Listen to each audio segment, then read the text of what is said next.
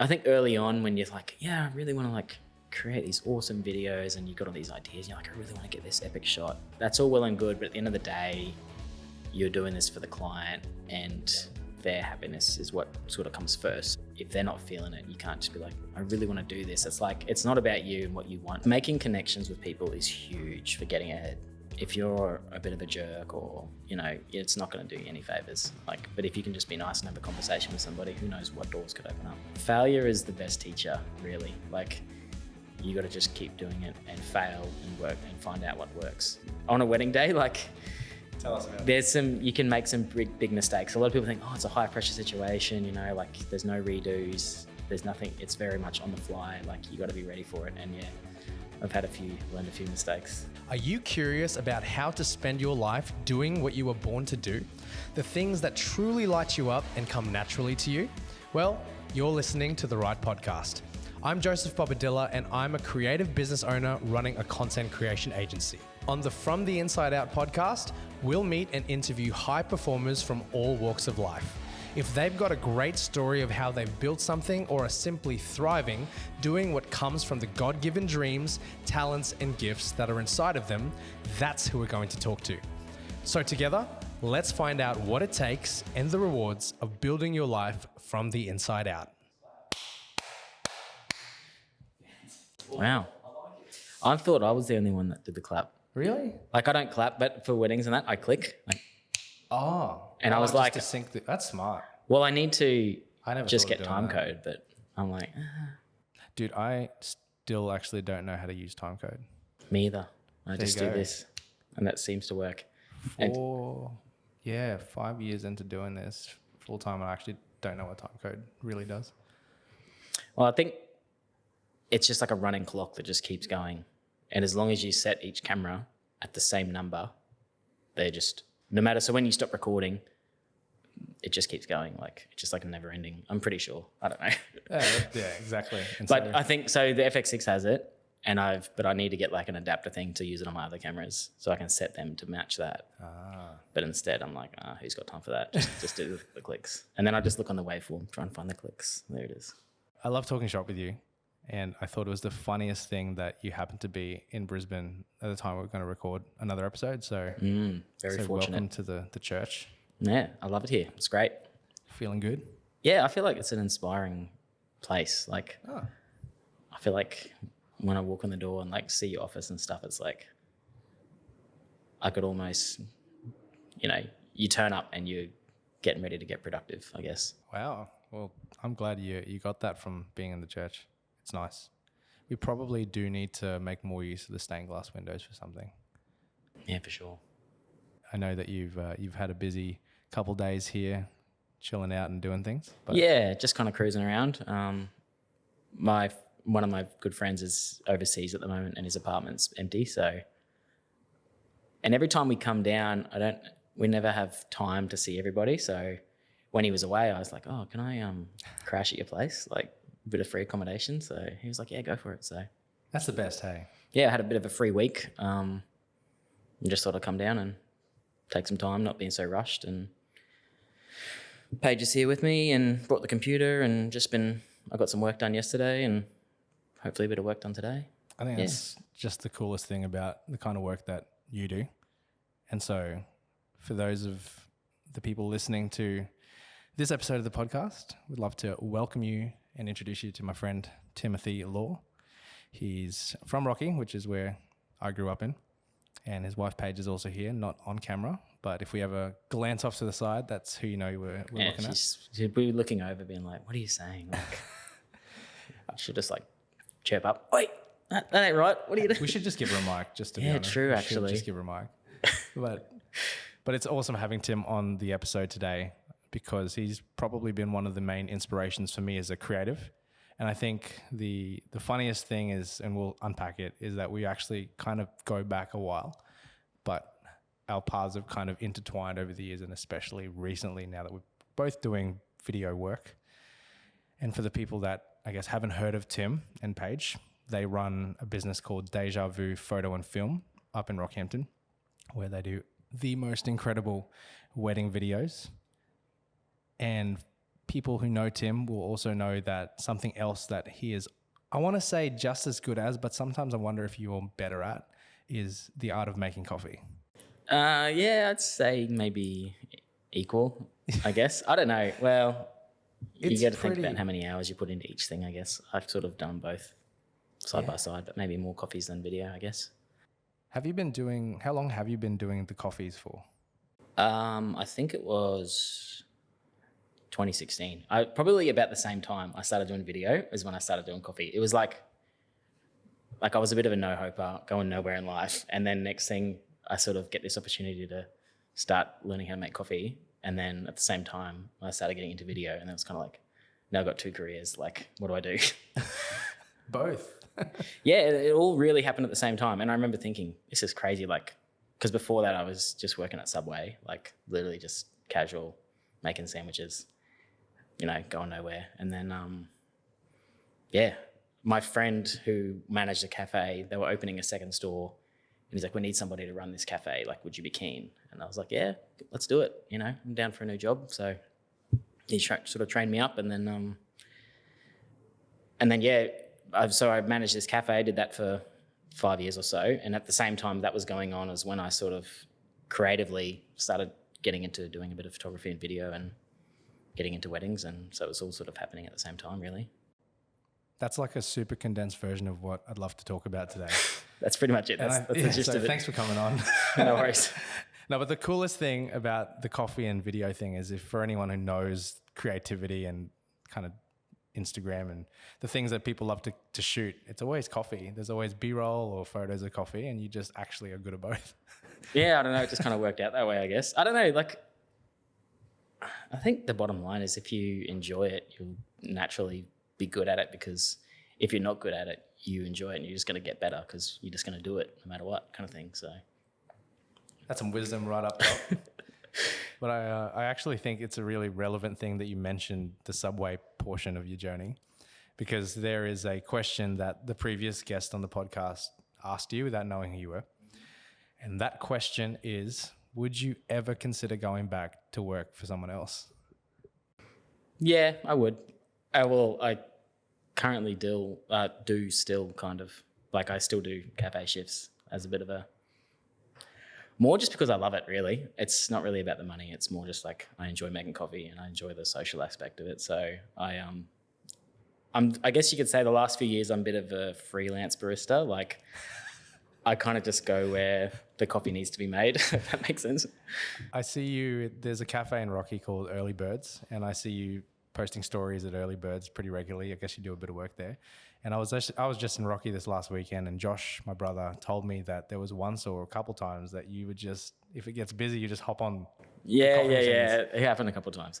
Well, because I know the owner, and I got introduced to him through David Lim, who is another like business owner up in Rocky. And so I just got chatting with this guy, Brendan, who owns it, and he's just a good dude. And he opened Early Birds not long after I met him, and then we just kind of hit it off. And then I think before the cafe opened, he was like, "Oh, we're gonna come in and like I'll show you the cafe and the machine's all there. We can make a few coffees and just have a chat." And then people saw that the doors were open and just sort of started wandering in and was like, "Oh, you're open." And then we only had like 2 or 3 bottles of milk, and we were like, "Oh yeah, kinda, like whatever. We'll just make you coffee." Anyway. And then just people, because it was near a hospital. And so I guess we were there for a couple of hours and just word got out and just people kept coming in. And then we're like, we're actually out of milk. Like, we got no milk left. Sorry, we can't make you coffee. But it just kind of, it randomly just started making coffees for people. And I guess that sort of got the word out. Like, they were like, "Are you open?" We're like, "Oh, we can't really charge you, but not open, but here, have a coffee." Like, so. That's such a cool story. Yeah. And then so, because I'd been behind the machine and he's happy with me, I walk out the back into the kitchen and whatever and just chat with him, and everyone there knows me. So I think we were there after church one Sunday and it got really busy, and I was like, "Oh, do you want a hand?" So then I ended up just jumping on the machine and making some drinks, and I was like, "I don't know what I'm doing here. Like, I don't know where you keep everything, but I can make a drink." So I love that. It's like, I love that about you, and I think that's something that I know I like. I really admire about you, even from a distance, is just seeing that. It looks like you're just happy to hop in, help where help's needed. Yeah, I'll give it a go. Yeah, I don't know. I just love making coffee really. And it's one of those skills that I always tell myself that you could probably travel the world with it.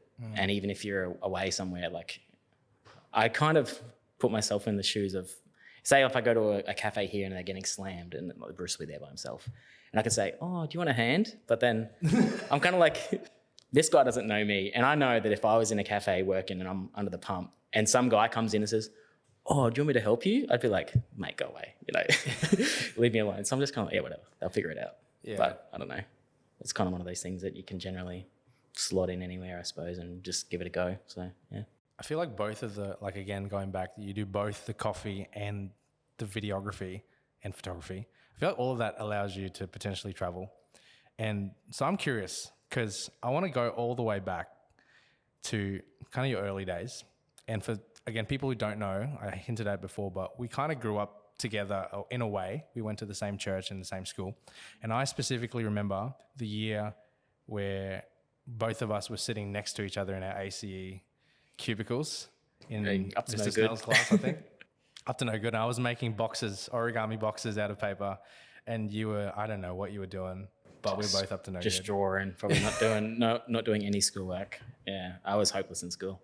But I also remember back then that you were like always interested in movies. I observed that about you. Like the for some reason, the movie that comes to mind is Lock, Stock and Two Smoking Barrels. I don't know why. I think you had talked about it with Luke Baldwin. Yeah, for some reason. that's like probably one of my favorite movie, like just all time. Yeah, I still haven't fully seen it. I think I've seen the first 10 minutes. You got to watch it. But I think like even then, and maybe you speak to this more than I'm guessing, but you've always had a bit of a, interest in film. Definitely, for sure. Did that come really early, or like how did you start getting interested in it? I don't know. Maybe when I was younger, like when I was a kid, we got Foxtel and we had like the movie package. So I guess I just watched a lot of movies when I was a kid, and like probably a lot of like M or MA movies, like movies that I probably shouldn't have watched. But like, so I had a single mum, so she was working a lot. So I sort of spent a lot of time at home and with my sisters. So it's kind of like unsupervised, just whatever. I used to watch a lot of action movies, and I don't know, I just love watching movies. And then even when when DVDs came out, we had a big DVD collection, like our family, and so we had this full cabinet. We just loaded up on DVDs. It would be like a weekend thing, like movie nights at our place, and friends would come and, oh, can I borrow this movie? I haven't seen it yet. So we almost had like a little rental store happening. We actually had a book keeping track of who borrowed what movie, because it'd be like, we need to get that movie back off them. Like, obviously kids these days won't understand. Like, what? You had to go to someone's house to get the movie? If I knew that back then and I was allowed to watch movies, I probably would have just gone to you instead of Civic Video. Yeah, well, that's probably my next point is, so after school, during school, I had no idea what I wanted to do. I know I didn't want to go to uni. I hated study. I hated that. I was kind of like, oh, I'll get a trade, but never really was motivated to do anything. So after school, I sort of just got a job and started working and started traveling. And then, I got a job at Video Easy when I just graduated school. Didn't know that. Yeah, so that was probably the big turning point that really sparked that sort of creative like flair, I guess. I don't know. So he's my brother-in-law now, but Jim McLeod was working there with me. So he's 10 years older than me. So I was 17 out of school, got a job at Video Easy, and I got this, mid-20s guy. He was like working on making movies, and he was doing wedding videos at the time. So he was kind of like my idol, like my inspiration. And he sort of put time into me, and we hung out, and we would hang out outside of work, and we used to go out, and he had a camera. I think he had like the 5D, like the original 5D, and we would go out late at night and just like take photos and muck around, taking like long exposure photos and just getting up to mischief, stupid stuff. I think we found like an abandoned building, and so we used to go there all the time and just muck around and take photos and just, so I don't know, that kind of really got me real keen on wanting to learn about photography. And then obviously working at the video store, we're always watching movies, always talking about movies, talking about directors, like just. Did you end up thinking about going to film school? No, it never really crossed my mind. I just always figured I wasn't smart enough to go to uni, so I don't know. Maybe I might have thought about it, but it was never really a possibility. And then I was just kind of working a job, and then I sort of got into traveling a little bit. I went overseas a few times. And then, that's when I started working at Subway, probably a few years later. So you're fully self-taught? Yep. I've had no training at all other than YouTube and just giving it a go. Tell me about the moment you actually started to really get into the videography, because obviously it sounds like you went to Subway first and then you got the cafe experience. But where did the actual hands-on camera work happen for you?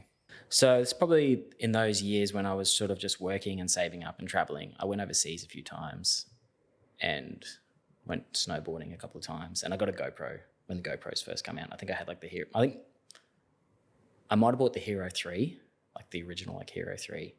And I remember taking it on a few trips, and got some footage of snowboarding, and like we went to Japan. I just had this GoPro, and I edited up videos, and I look back at them now. I'm just like, geez, that's cringe. Like, had no idea what I was doing. Like, and then I think it was maybe a couple of years after that, I sort of was into that a little bit, and that's sort of where it stayed. And then I saved up and bought a DSLR, because that's when. And then it was probably a bit further on. I started getting into a bit of photography.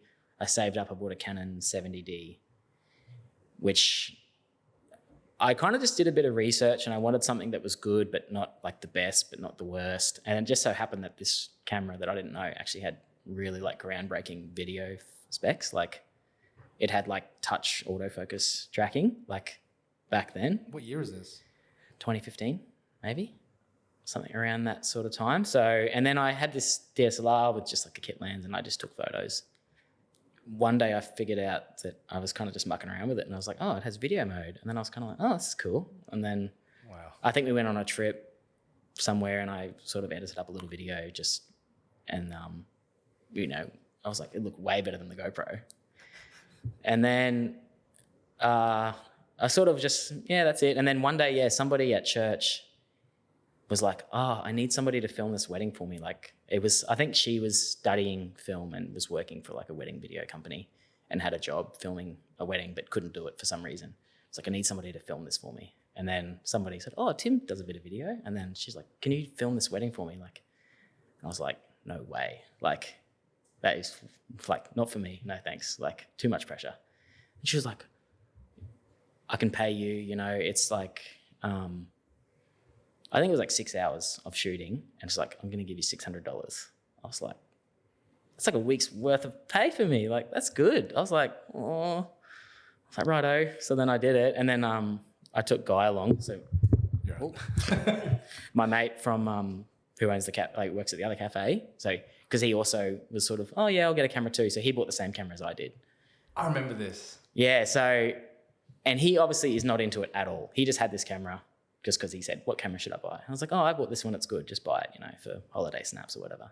So he had the same camera as me. I was like, can you come help me film this wedding? And he's like, I don't know what I'm doing. I said, neither do I. Like, so we went and did it together. And I remember I knew nothing. Like, I think I had a tripod, and I might have borrowed somebody's monopod, because I was like, yeah, you use a monopod, like, and just... Anyway, I remember very little. I remember that I did not do a good job because I knew a few people at the wedding. So I think when like the couple were going off for like their portraits and stuff in the afternoon, I was just hanging out and talking to the guests and stuff. Like, I feel so bad. So sorry if you're the person that edited that video. Like, it was terrible. That's all right. But I was like, and anyway, I was like, this is all right. I got paid for this. And I was like, maybe I should get into it a bit. And then so I started asking around and picked up a few jobs. And that's funny, because now that you said that story, I remember on Facebook seeing you and Guy doing a wedding.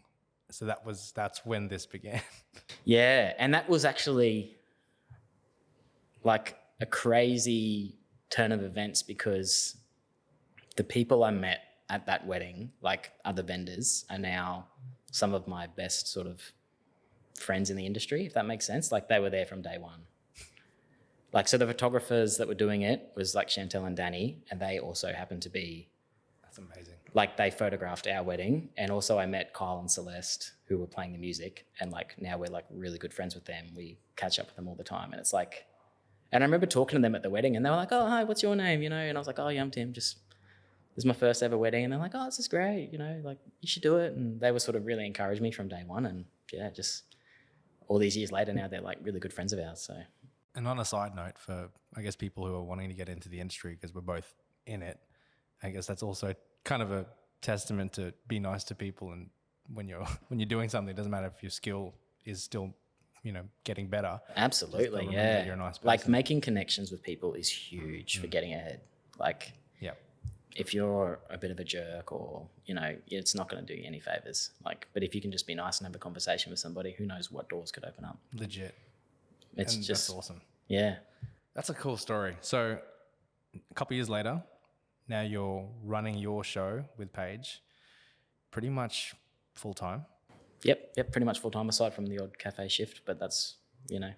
Just the passion thing? Yeah, and if weddings ever dried up, I can always, it's something to lean on, I suppose, and I do enjoy it.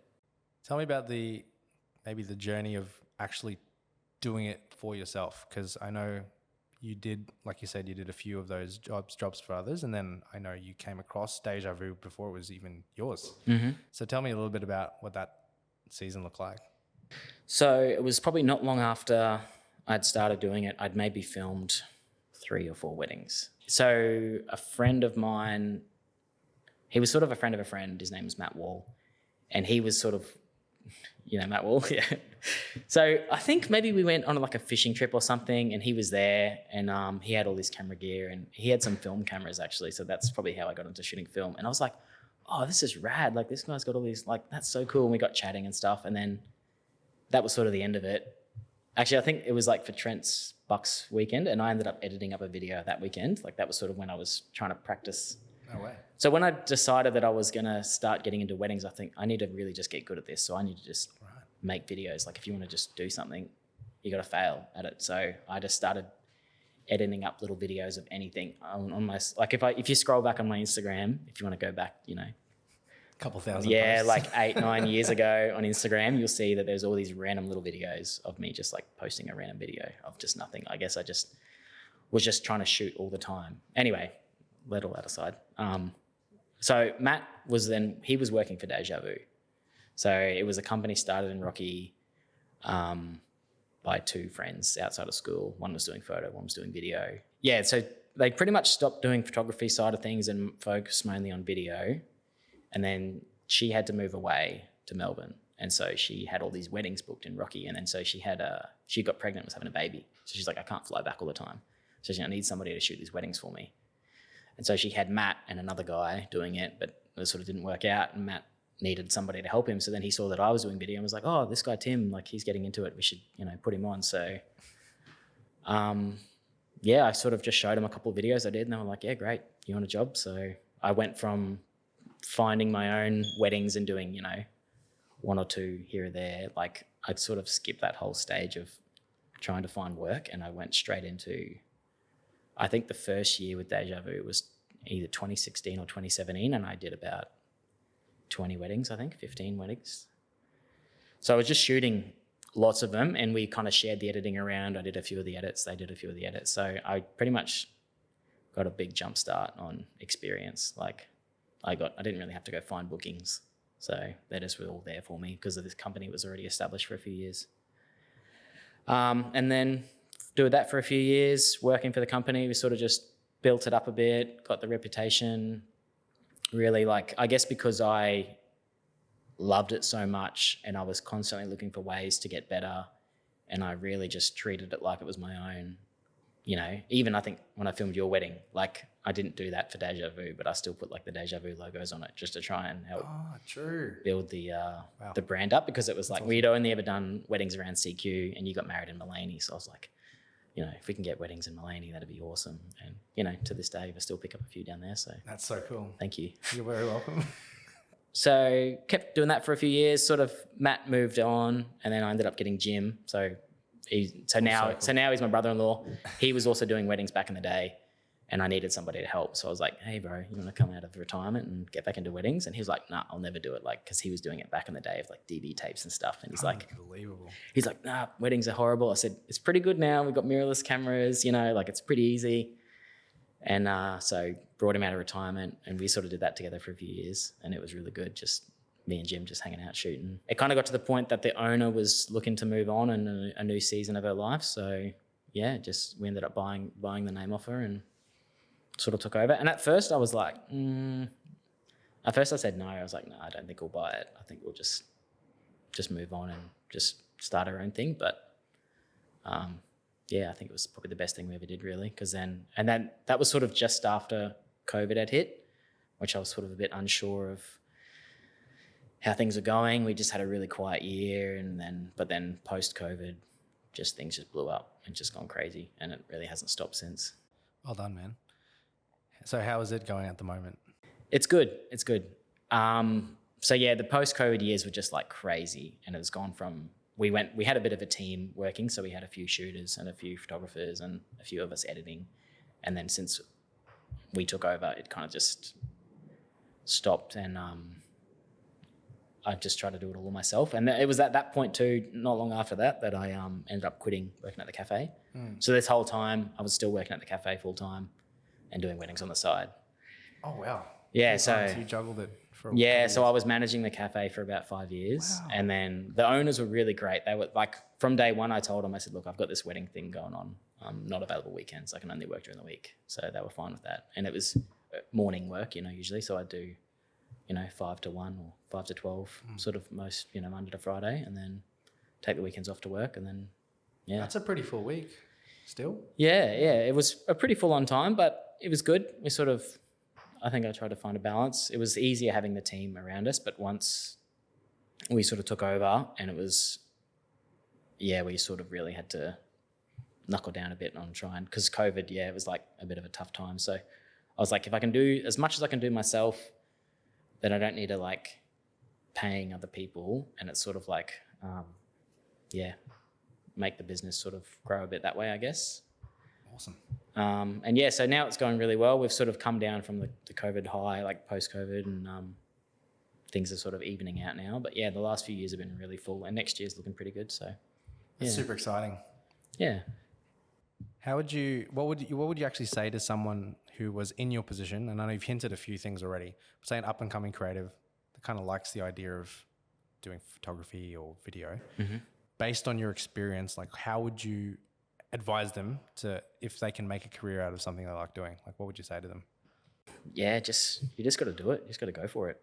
I think unless you're gonna, I don't know, like failure is the best teacher, really. Like I think if you want to get like refined at what you're doing, you got to just keep doing it and fail and work and find out what works. So make some mistakes. Like on a wedding day, like tell us about it. You can make some big mistakes. A lot of people think, it's a high pressure situation, like there's no redos, there's nothing, it's very much on the fly. Like you got to be ready for it. And yeah, I've learned a few mistakes. Off the cuff, if you feel comfortable talking about it, what's the biggest mistake you've done or made on a wedding day? If you can talk about it. If you can't, we can just talk about a generic mistake. There's ones like, missing the kiss, or I've kind of set a specific set of rules, I guess, to abide by that sort of keep you out of trouble. And one of them is like always formatting your cards at the start of the wedding day. Oh, yes. So just start laughing already. Yeah. Anyway, so generally I'm like, I'll back up a wedding and I'll back it up twice, and then I know it's backed up and I can format the cards. But then there was this one wedding, whereas I forgot to format the card at the start of the wedding day, and it was on my locked off tripod angle. Yeah. And it just so happened that for some reason, whatever it was, the card, it just corrupted, the file corrupted. So it just cut out like halfway through their ceremony. Was that the only angle? Yeah. So at that time I didn't have, things have been good. We've got all the gear now. We've got everything we need. But for a while there, I was kind of doing it tough and just making do with what I had. So I had one like roaming angle and one locked off angle. That was it. So it kind of died, and I was kind of like cruising around the ceremony, and I looked up, and then the back of this, there's like a big, red arrow on the back of the screen. I was like, and like my heart just sank. Like, they're about to like say their vows and all this, and I'm just kind of like, I just got to roll with it, just keep going and just figure it out later. I managed to run some recovery software and get it, but oh, cool. but my audio was going through that angle. So I only had like his lapel mic. So What was it at the time? Was it like a Tascam or something, or? Yeah, I think it was. Yeah, I managed to make do, and I think they didn't say anything when I I just kind of edited it up, and because I was shooting 50 frames, I just slow-moed everything down to fill in the gaps. So but did they expect a full ceremony video, or was it just? Yeah, it was. But I ended up just editing it like a bit of a highlight. But the audio was just kind of like kept rolling through. So Nice. I think I covered well. But that was sort of a lesson, like always make sure your cards are good, make sure you're prepared. Yes. And Some yeah, practical advice. I don't know, like when something like that is going to happen, like my heart just sinks. Like I just get this sick feeling. Like I've had it before when Yeah, I can relate. and I have a notes app in my phone. And so I write down in my notes app when I've backed it up onto what hard drive, because I've got about, Smart. 20, hard drives. So I'm like, this wedding is on this hard drive, and Yeah. then I back it up on this hard drive. But sometimes I've forgotten to write it in the notes. And then so it'll be at the start of the wedding day, and I'll like turn on the camera and I'll look at the footage, and there'll be some footage from last weekend that I'm like, Did I back it up? yeah. And I'm just like, Matt, who's producing this, he's probably nodding and smiling and laughing. oh, it is Same like the problem. worst feeling in the world. Yeah. And I remember there was one time when I formatted it, and I was like, Oh, did I? and I was thinking, I didn't back this up. And I think I had my laptop with me, and I went straight away. Like this is like during the wedding day. Like I think the ceremony was about to start. I just get the laptop out. I'm like, I need to look at this right now. Otherwise wow. I'm just going to have a meltdown. Like It it ended up being okay. It was fine. This hits me right in the feels. I think people watching it probably. Oh, it just gives you like PTSD. Like, Yeah. I'm very grateful that I haven't had anything super major. There was once where it was like a foreign ceremony, so I didn't know the kiss was happening. Thankfully, we had 3 cameras rolling because I walked off to try and sell like the 30-minute record limit. So I was like, oh, this looks like a right time to go. So I'll go walk over and now kiss the bride. yeah, I hate that when that happens. And like Catholic ceremonies, a lot like that too. You never know when it's coming. Oh, dude, that's a story for another day. Yeah. This is not my story time. There is actually, sorry to cut you off, but there is one story that I remember vividly because I was in the audience and you were filming. I think it was probably early days. You may remember this, may not. Do you remember when you used to use the glide cams, like the Yalangu and all that? I remember once there was I've told a few people this story, sorry, but to say how awesome you are as a videographer. You're in a moon boot, and I remember you hopping down the aisle with a glide cam. Do you remember that? Yeah, that would have been probably early days. Yeah. Was that at Yes. Jess's wedding maybe? Yeah. That was really bad. I sprained my ankle like right before the wedding, and I was like, they were probably maybe the 3rd or 4th wedding I'd ever done. Yeah, I was going to ask you how that footage turned out. I think it turned out pretty good. Yeah, awesome. I haven't watched the video for a number of years. It's still online somewhere. Oh, we got to dig it up. Yeah, that was bad. Yeah, I was playing basketball and sprained my ankle really bad. And that was sort of a lesson learned. Okay, don't try and do any crazy sports. Yeah, but you still play, don't you? Oh, nah, not really. I started playing AFL now, which is probably worse. As like Matt knows, I'm like, I don't play sports these days. I just can't. It's I too can't risk dangerous. it. Yeah, well, that was another reason why it's good to have a bit of a team. Like with Eli, I've sort of got him on board. Yeah. So if anything does happen, I've got somebody I can call on. Yeah. Back to the kiss thing and moments. Like I've found it pays to communicate with the celebrant, and you got to like find out what's going on and like really ask the questions. Like I never used to worry about it, but then I kept getting caught off guards, and now it's like really got to find out who is in charge and communicate. And even like with the reception, like talk to the MC. Like that's another thing. I always get caught out at receptions because the MC would just be like, all right, speeches, here's the dad, and then I'm like, dude, I'm not ready yet. Like, so I'm always like, when are the speeches? Yes. Like you need to tell me. Start. Do not start without me. And like I had one just recently, and the MC was like one of the friends of the groom, and he was like this real cool dude. And he's like, yeah, no worries, bro. And we were like chatting all day. And I'm like, and I even stressed to him, I said, I need to video these speeches. Like, I think we're over at Keppel. And I was like, when are speeches? He's like, oh yeah, no, they're not for ages. It's like people just having dinner. It's cool. It's chill. I was like, right. He's like, go have some dinner. You'll be fine. So I was like, righto. He's like, yeah, bro, we're not doing them for ages. Go get some dinner, chill out. So I think I had to go back to my cabin because we're on an island. So it's a bit of a, 100-meter walk or 200-meter walk. So it's a little while away. So I went back to my cabin to drop something off or get something.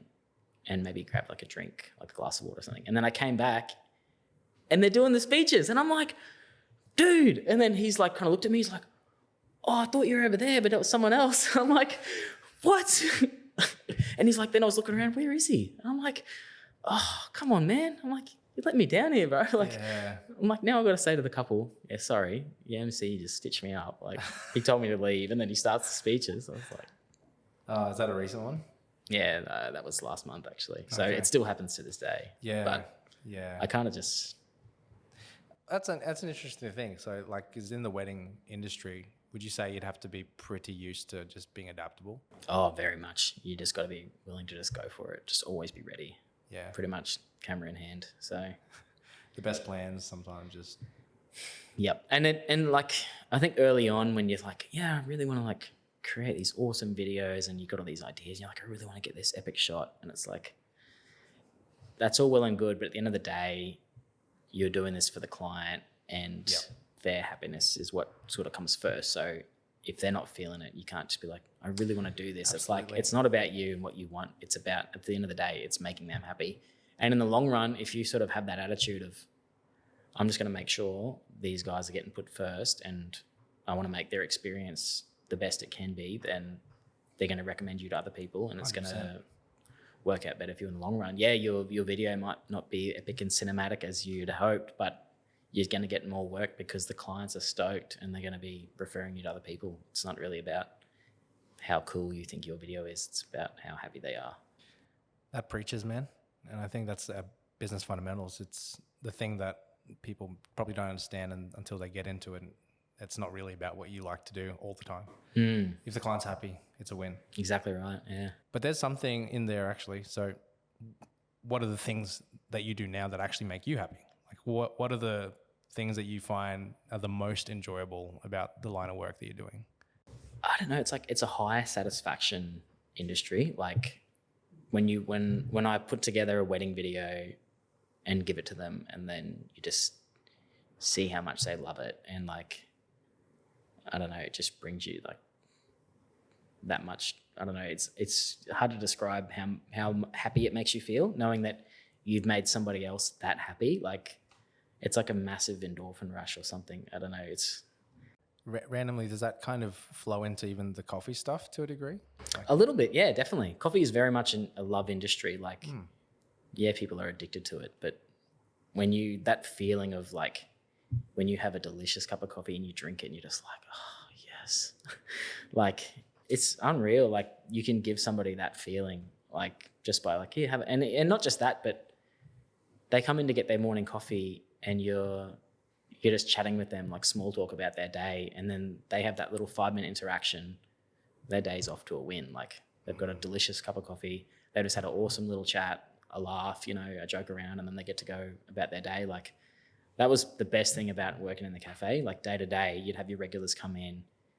And like, some of these people, I don't even know their names, but we talked every day.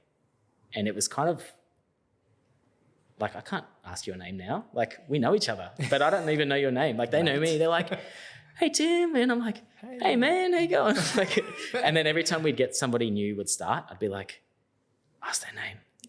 Ask their name. Love like that. when you take their order, they'd be like, all right, yeah, flat white. And I'm like, yeah, what was the name for the order? Oh, his name's Greg. Right. there you go. Thanks, Greg. I'm like, yeah. And then like next week I would have forgotten it because you've got like, hundreds of people that you talk to every day. But Yeah, that's got to be tough. Would you say that that's, for you personally, is that some of the drivers of like why you do what you do? Is it to kind of make people happy?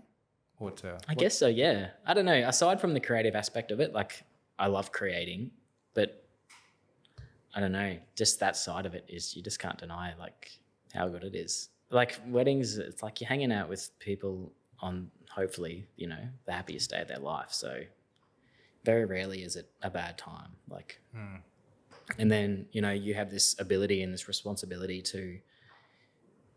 to capture this epic milestone in their life for them. And, you can create something that they can appreciate and they're going to be, it's going to help them relive that moment again and again. Like, Do you remember much about my wedding?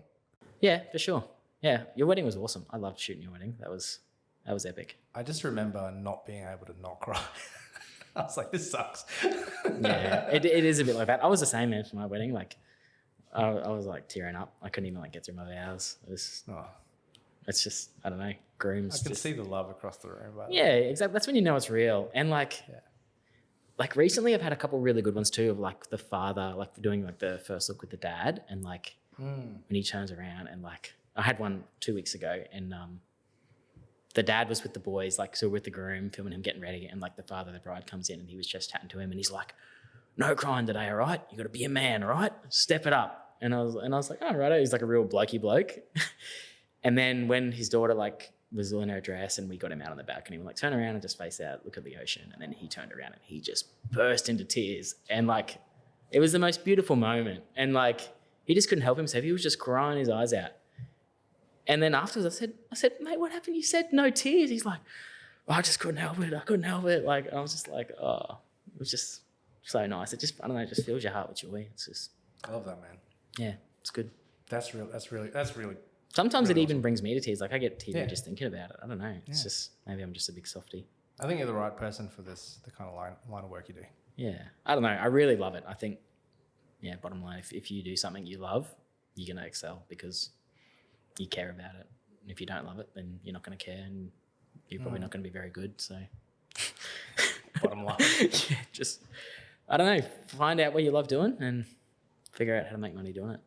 Love that. That's the secret to life. That's a great takeaway. And I know we're just talking about, our weddings and your wife is here in the room. Again, just smiling at you, lovingly Yeah, she's off listening. camera. She should be working. What's going on? I thought you were editing. Watch you editing. Yeah. But you obviously do a bit of work together these days. A bit of a power couple. How do you find working with your spouse? No, she's listening now. It's good. It's good.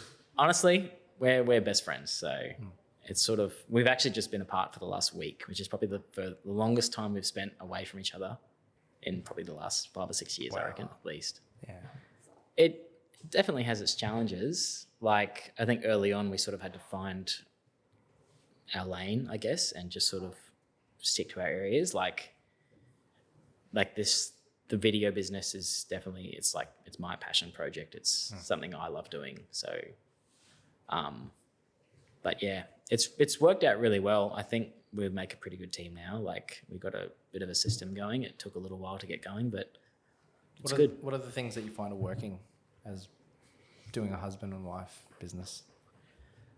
I guess communicating is a big part of it. Like we just make sure we're chatting and keeping on top of it, keeping each other accountable, I guess. So I used to think that, I'd say that she was the boss and I worked for her kind of thing. But now it's kind of like, because it's more so my thing. So I'm kind of like trying to like, I think I needed to take charge and be like, yeah, this is what you can do. This is what I can do. And she's like killing it with what she's doing. Like she can edit like really well, like, and really fast. Whereas like, I guess because maybe I know too much, I kind of like am too technical about it. Whereas like she can just fly through it without even worrying about the little things. And then I'll just come in and clean it up. It's kind of just working for us.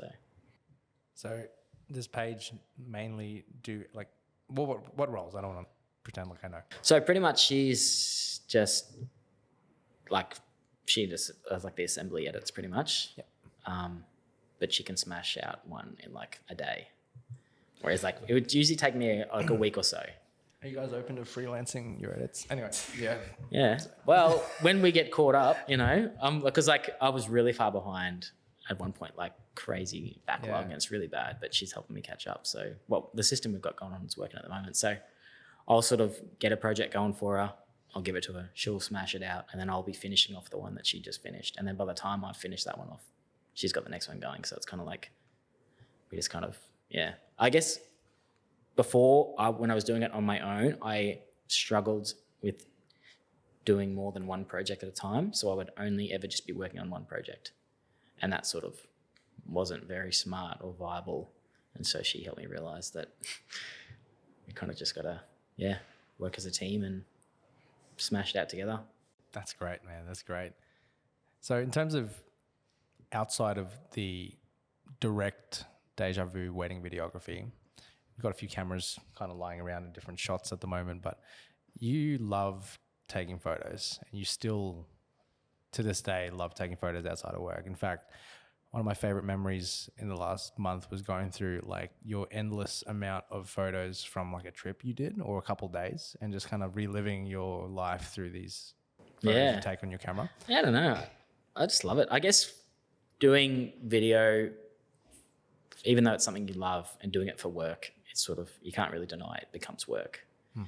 So I'm trying to keep photography as the hobby. And so that's sort of what really brings me joy. And like, I still love doing video, but at the end of the day, it's like coming down here to Brisbane for the weekend, I had all my camera gear and I told myself, I'm going to go and like film like this nice little video of the city and just like set up some really nice, perfectly framed shots and just, I'll color grade it really nicely and do some nice sound design and like, because I see these videos of like travel creators and stuff and it's like, it's so inspiring and it's like, I could do that. But then it's like, Yeah.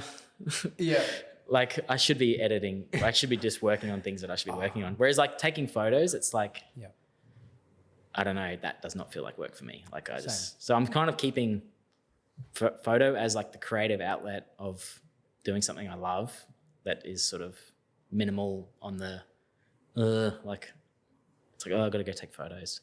Whereas, and I see other photographers maybe that might be the opposite for them, like them taking photos all the time. And then when they're with their family, they're like, oh, I don't want to take photos again. Like, whereas, I'm gonna make a vlog. yeah, I'm going to edit up a travel vlog instead. So I don't know. Yeah. And I just love cameras and I love taking photos. So I'm always happy to I just love documenting life, I guess. And I guess it goes back to what I said before about like looking back at videos and just like bringing you joy, like looking back at photos from places I've been and people I've been with. And I don't know, just something about it just, really makes me happy. So that's kind of how you get your creative inspiration today? For sure, yeah. I love taking photos. I've been going for like walks every day since I've been here, just walk on the streets, just taking photos. So it's good. Yeah, and you don't really edit them. You just shoot them straight out of camera. Yeah, a little bit. I used to edit a lot and it was taking up a lot of time. So then now, I've got like the little Fuji that you don't really have to edit. And then I've been shooting a lot of film. So film is like minimal editing, really. I sort of touch them up a little bit, but I just love the vibe of shooting film. And, you never know what you're going to get. So, I've been shooting a whole bunch of film photos the last few days. So, do you still do your own developing or do you send it off? I did a little bit, but it's very time consuming. And I was getting frustrated because I wasn't getting the results I wanted. So I've just been using a lab and just paying for it. So I still have all the gear and I still have some chemicals at home, but it's more just like a time thing, I think. And I did enjoy the process of developing it and all that. I like from taking photos to getting the rolls out, developing in the chemicals and scanning them digitally and stuff. I'd like to get into printing one day, but it's just like a time thing, I guess. Yeah. We're so used to everything being so instant these days. I don't know. I just put the rolls in the post and send them to the lab and then I get the scans, a week later. So you're just like an all-round creative person. So cool. Yeah. I don't know. It's just a way of expressing myself, I guess. I don't know. It just makes me happy. So yeah. Well, if you had, as we're getting our photo taken, if you had unlimited time and money today, what would you do? I think I'd probably still do what I'm doing. I guess I'd probably just do it in exotic places, I guess. I don't know. I love traveling, so if I had loads of money, I'd be, cruising around the Mediterranean or cruising around South America and just capturing what I see, I guess. I don't know. Something about, I don't know, maybe it's just the way I see the world, and like obviously it goes back to watching so many movies, but like what I see and then I kind of just imagine that in like as a movie and I guess part of taking the photos is kind of like I'm trying to capture that moment in cinematic. If I can use the hit word, get that in there.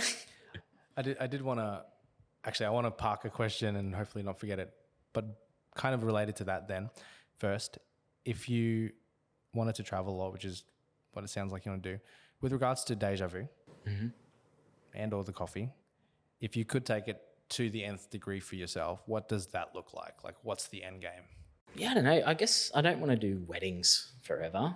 Like, I do love doing weddings, but I would love to get to the point of maybe shooting a feature film or becoming probably not a director. I don't know if I'm really good at directing people, but I love manning cameras. So I'm like, I kind of look at, I guess maybe when I was younger, I used to really idolize a lot of movie directors and stuff, but I feel like in these later years, I'm now like really looking up to DOPs and stuff. Like, who was your favorite director and maybe who's your favorite DOPs at the moment? yeah, well, I was real big on Guy Ritchie, but he's sort of fallen by the wayside these days.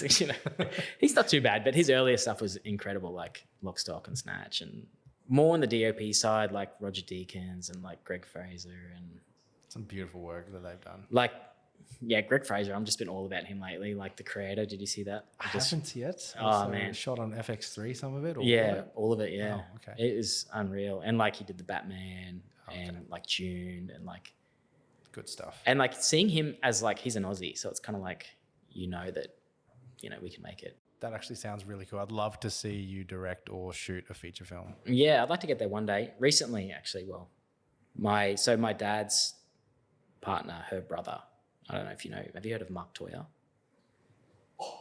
Yeah, so he just passed away recently, yeah. We have someone in the office who knows him. Yeah. Talking about Mark Toyer.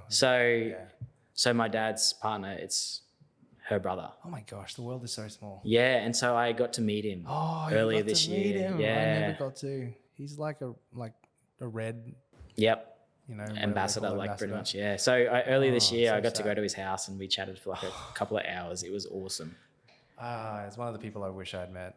Yeah, he was I only met him the one time, but yeah, he was a great guy, and he just was like pretty much like, what's stopping you? Like, and I was like, oh, I'd like to get up to like do a music video or whatever. He's like, nah, forget about it. He's like, just go for it, just start doing it. He's like I remember one of the things he said. He's like, if you want it to be successful though, he's like, you need to get somebody with an American accent. He's like, no one wants to hear an Aussie talk.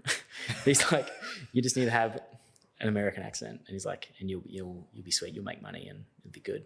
I looked at his work and, I wanted to talk to him about his commercial work, Yeah. To see the stuff he's done for all sorts of brands. Just travels the world. Yeah. So obviously I only really got introduced to his work sort of fairly recently, the last couple of years, but just, I was like, man. And like, he's another guy, like he's like lives in Brisbane and he's sort of impacting on a global scale. Like he's traveling the world. Like that would just be goals for me. That's so cool. So yeah, I was so glad I got to meet him because I think it was like, I was down here earlier this year and I think he was in town and I got his number and I just called him. I said, are you free today? He's like, yeah, come around. He's like, so he just gave me his address and it was awesome. He's like, I can give you maybe half an hour. And then we ended up chatting for like a couple of hours. I really wish you recorded it. Yeah. I should have. I should just had my phone in my pocket. Just silently. Yeah. Well, looking back now, like, it's one of those things that's like, yeah. That's why it's important to document moments because, it's only in your memories otherwise if you don't capture something. So I always want to have a camera on me. Random gear question. Canon or Sony? Yes. You don't have to be Switzerland, man. Mate, that's a Canon. Oh, he's got both. It's Sony. I do have both. There you go. And I still have all Canon lenses. Canon was what I started with. Yeah. If you say Canon or Nikon, I'll say Canon every day. Cool. Yeah, I don't know, right tool for the right job. As try and be like a diplomatic answer, I suppose. No, I like both. We use both. One of us is more passionate about one than the other. So, is it more Matt's like anti-Sony or? No, he's not anti-Sony. He's just pro Canon. Yeah. Like you can have both. You don't have to be love one and hate the other. I think you can enjoy both. You can appreciate both. That's really great life advice. For me, it's like ease of use. Like I would have stuck with Canon, but when I was getting into video, Sony just, yeah, I remember actually when I got my Canon 70D, my dad, he bought like a A6000 maybe.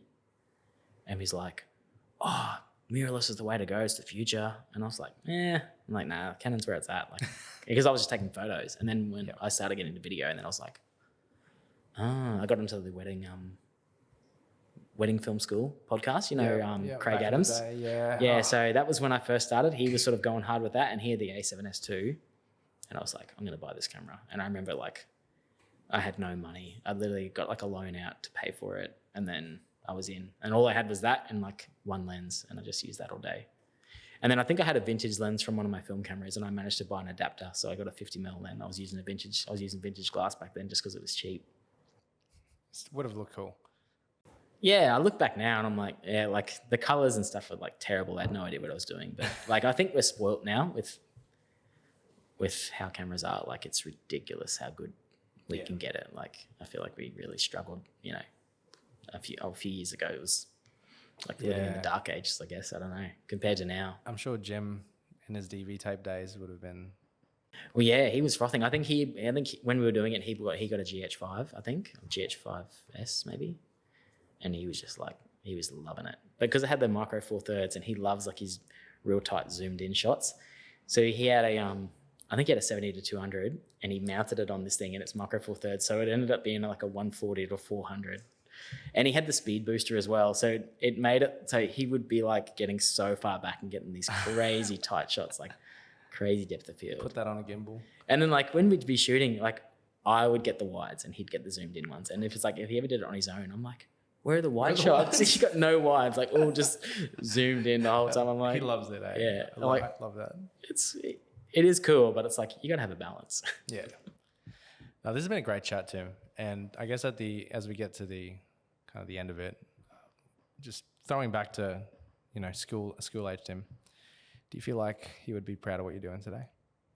Definitely, yeah, for sure. My only regret is that I don't know why I didn't get into it sooner. I don't know why I never thought of it when I was in school. Like, I see some kids these days, like, I'm just like, man, if only I could be like where you are right now. Like, you're in, like, Benny Blakely. Kids going places. Like, he's in grade 11 and he's doing what I'm doing right now. Like, he's shooting weddings and stuff. He's taking bookings. I'm like, bruh, he got like a good 10-year head start on me. So who knows where he's going to be when he's in his 30s. I think that's the thing, hey, it's just helping build on, you know, let them stand on our shoulders in a way, like just like Jim did for you. Exactly right, yeah. So I'm just trying to like help him out. Even Eli, like he's obviously a fair bit younger than me still. So some people think that it's like, oh, you shouldn't be helping other people because it's like they're going to like, you know, steal food off your table kind of thing. It's like, I don't know. I think that attitude's not going to get you anywhere. It's like, you'll be right. I think if you're going to do the right thing, you'll be right. If you're kind to people, it's never going to work out bad for you, you know? 100%. You might think in the you know, short term, it's like, oh, I just helped this person and now they got this job instead of me. But, you know, in the long run, you're going to be much better off for it. Make the table bigger for everyone. Exactly right. Yeah, for sure. You know, the rising tide raises all ships or whatever. I don't know. Let's pull out every cliche about it. But no. Does that quote even apply? It does. It does. But hey, I actually genuinely don't know who's coming next on the podcast, which is always fun. But if you were to ask them something, you just want to know something about them or their perspective, what would you want to know? In your industry, your line of work, whatever you're doing, like wherever you're at, like what can you do to show kindness in what you're doing and make the world a better place, I guess? I feel like that's got Tim Law written all over it. If anyone has been watching and enjoying this amazing podcast with Tim today, thank you for sticking with us and for listening. Hope you had a lot of value out of the conversation. And if there's anything that you want to know, feel free to leave a comment. Or if you want to get in touch with Tim, how can people find you and your incredible work online? You can find us on Instagram. It's probably our most popular social media. It's at DejaVu _photo film, I believe. I don't know. We'll put it in the notes. Something like that. Yeah. Link in description. Hit the bell for notifications. Thank you. And subscribe and give the video a thumbs up. And if you're on Apple Podcasts, please give us a 5-star rating. First person to do that, I will do something for them because we're still waiting on one review. So Really? Oh, well, I listened to the other pods on the way down here, so I'll give you a review. Oh, cool. I'll buy you a coffee. Yes. Yes. Yeah. Thanks for having me, man. It's been great. No, thanks for coming I've on. loved it. It's been the best.